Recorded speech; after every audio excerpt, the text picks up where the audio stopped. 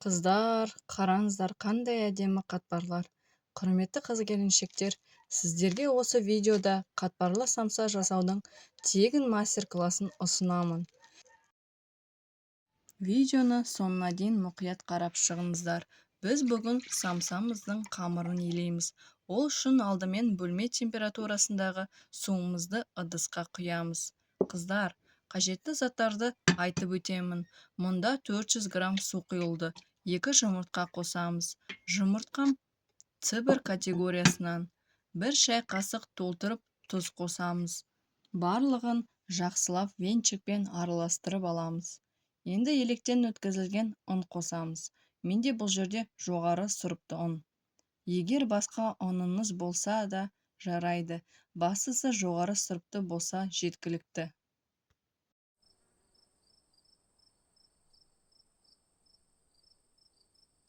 Немесе бірінші сұрыпты да қолдануға болады. Ұнды бірден түгел қоспаймыз.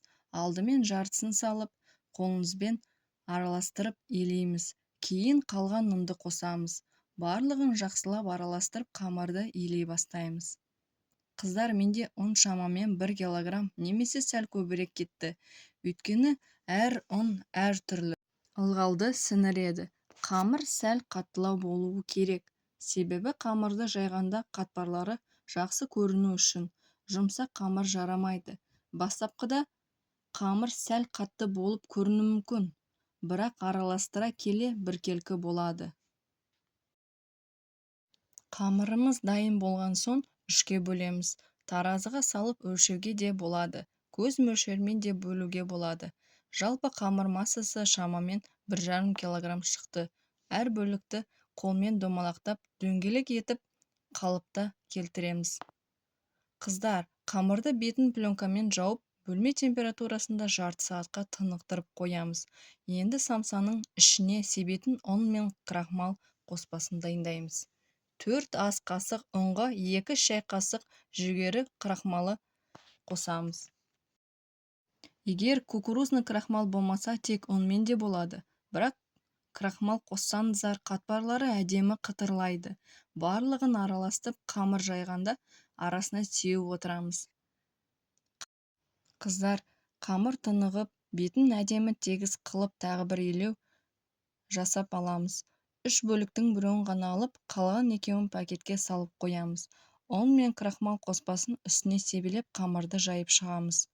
Қамырды жайғанда бір шеті қалың, бір шеті жұқа болып қалмау үшін оқтаумен біркелкі басамыз. Сағат тілмен айналдырып, ортасын жұқалатып, шеттерін жұқалатамыз.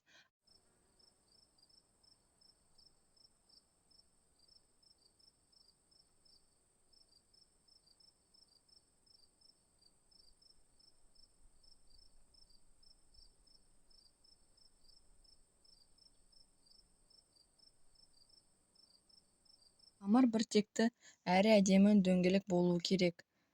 Бәрін түсінікті етіп, ұсақ түйегіне дейін көрсетіп жатырмын. Енді бірінші қамырымызды жайып болдық. Қатты жұқа қылмаймыз. Столдың астынан көрінбейді. Қалған қамырларды осылай жайып дайындаймыз. 3 қамыр жайылып дайын. Енді сары майды ерітіп дайындаймыз.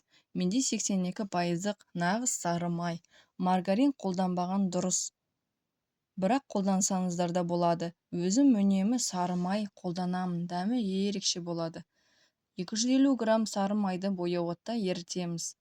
Май ерігенше үшінші қамырды жайып қоямыз. Май еріген соң алдымен бір қамырды үстелге төсеп, үстінен май жағып шығамыз. 5 минуттай май қатқан соң екінші қамырды төсейміз. Сосын тағы май жағып, үшінші төсеп шығамыз.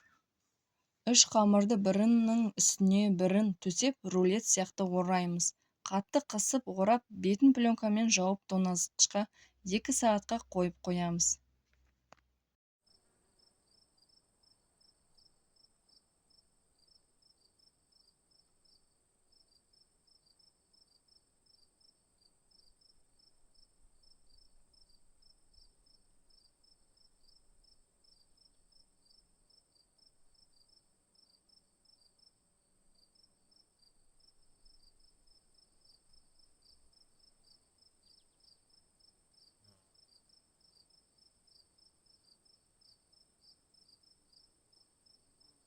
2 сағаттан соң қамырымыз қатаяды.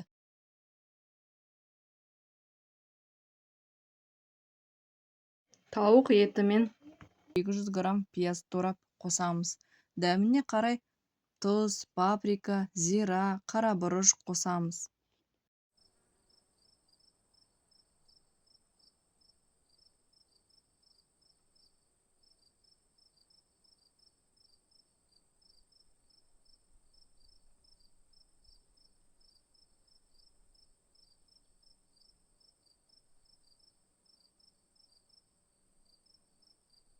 Қамырды бөліктерге кесіп аламыз.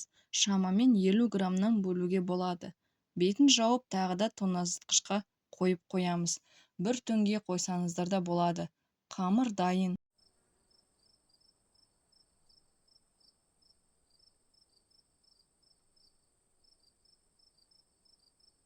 Қамырды тоңазытқыштан шығарып, ұн мен крахмал қоспасын себелеп жайып, ортасына салма салып, үш бұрыштап түйеміз.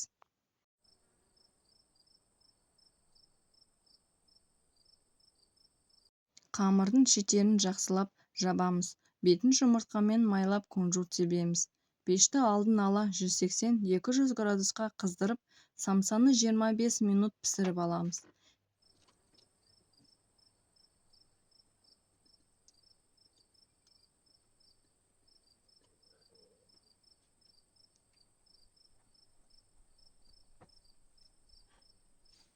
Пеш қызуына байланысты температураны реттеңіздер.